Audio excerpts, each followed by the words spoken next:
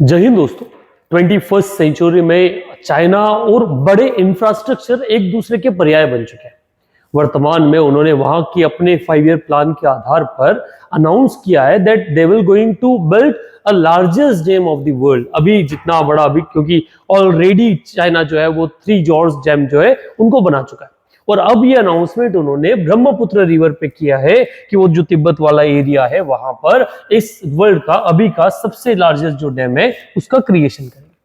अब ये जो एस्टिमेटेड कॉस्ट इसकी मानी जा रही है वो है कि 137 बिलियन डॉलर के आसपास इसकी क्या होगी लागत आएगी। और कहां बनेगा तो अरुणाचल में आने से पहले जहां जो तिब्बत रिवर है वो एक शार्प यू टर्न जहां लेती है वहीं पर इसका जो कंस्ट्रक्शन है वो कंस्ट्रक्शन किया जाएगा। अब इस तरह के कंस्ट्रक्शन को लेकर कई सारे कंसर्न्स जो है वो लोअर फ्लो नेशंस में है, जिनमें 2 देश आते हैं, एक इंडिया आता है और दूसरा आपका जो बांग्लादेश है वो है। दोनों का कंसर्न साफ है। दोनों का कहना है कि अगर इस डैम का कंस्ट्रक्शन होगा तो जो रिवर का ब्रह्मपुत्र रिवर का जो रेगुलर फ्लो है वो फ्लो डिस्टर्ब हो जाएगा। वो फ्लो डिस्टर्ब होने से इन जो यहाँ की जो इश्यूज हैं वो फिशिंग को लेकर हो, एग्रीकल्चर को लेकर हो, वाटर स्कैसिटी को लेकर है, वो उसको भी इंपैक्ट करेगा क्योंकि पानी जो है या फिर वाटर वो अपने आप में की एस्पेक्ट होता है किसी भी स्टेट के डेवलपमेंट के लिए। इंडिया पर भी इसके एडवर्स इंपैक्ट आने वाले और इसको लेकर चाइना का साफ कहना है कि ये जो ब्रह्मपुत्र को लेकर जो संधियां बनी हुई है या फिर ये ब्रह्मपुत्र के वाटर को कहीं भी डिस्टर्ब करने वाला नहीं।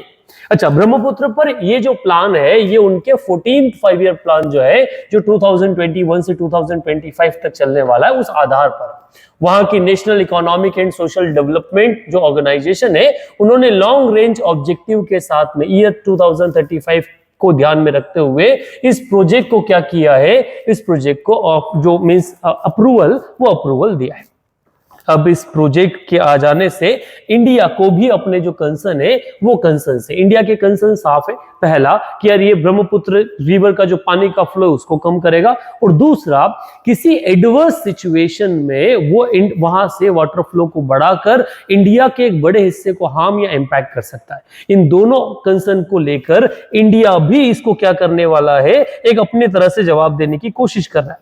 वो फ्लो मेंटेन करने के लिए अपना एक प्रोजेक्ट लेकर आया है, वो लेकर आए वर्ष का जो मींस आपका अरुणाचल प्रदेश में और उसकी मींस बात जो की जाती है वो की जाती है जो शेंग रिवर है उस शेंग रिवर ब्रह्मपुत्र का ही पुराना नाम है जहां से वो शुरुआत होती है आपकी जहां से वो अरुणाचल प्रदेश में एंटर होती है, आसाम में आके उसे ब्रह्मपुत्र का नाम दिया जाता है। इसी शेंग में पेरोंग वाला जो एरिया है यहां पर भारत भी एक डैम कंस्ट्रक्ट कर रहा है और ये डैम कंस्ट्रक्शन के पीछे रीजन साफ है कि जो ब्रह्मपुत्र में या फिर जो ऊपर चाइना द्वारा बनाए जा रहे डैम है उनसे जो पानी की समस्या आ रही है उस पानी की समस्याओं का इस डैम के थ्रू समाधान किया जा सके।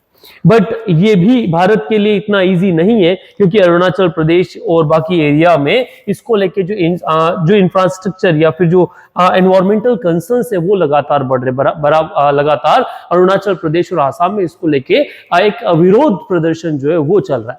कई लोगों का मानना है उस विरोध प्रदर्शन को चाइना हवा दे रहा है, बट इन रियलिटी क्या है वो वहां के लोगों का अपना एक कंसर्न जो है उसको निकाल कर लाता है।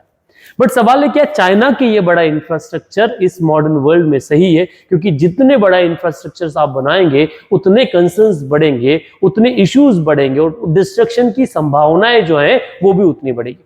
आपके क्या ओपिनियन है आप कमेंट बॉक्स में जरूर लिखिएगा।